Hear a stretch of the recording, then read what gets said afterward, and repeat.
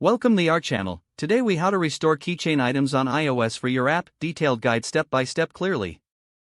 To restore keychain items on iOS for your app, begin by understanding the structure of the keychain. First, ensure your app's keychain access group is correctly set up in the project settings. Next, import the security framework in your Swift file. Use the appropriate keychain item class, such as KSC/generic password for generic passwords. Create a query dictionary to define the parameters for the keychain item you wish to restore. Include the item's key, service, and access group in the query. Set the KSC match limit attribute to KSC match limit all to retrieve a list of matching items. Add the KSC return attribute's key to true to receive attribute information about the items. Invoke the SEC item copy matching function with your query dictionary. If the function returns successfully, you will receive an array of keychain items. Use the attributes to retrieve the associated passwords or data.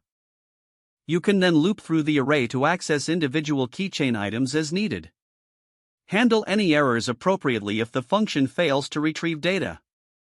Once you have restored the keychain items, ensure you use them securely within your app. Finally, remember to test the restoration process thoroughly to confirm all items are retrieved as expected. If the page does not load, refresh the browser or try again in a private or incognito window. Make sure you are using the correct email address, then retype it carefully to avoid small typos. If your password is not accepted, use the reset option and create a new strong password you can remember. Check your spam folder for verification or security emails, then complete any requested confirmation steps. Enable two-factor authentication if available to improve account security and reduce unauthorized access risk. After signing in, review your profile details so your contact information and settings are accurate and current. If you see an error message, note it down and try again after restarting your device and internet connection. Log out when you finish, especially on shared devices, to keep your account and payment information secure. If the page does not load, refresh the browser or try again in a private or incognito window.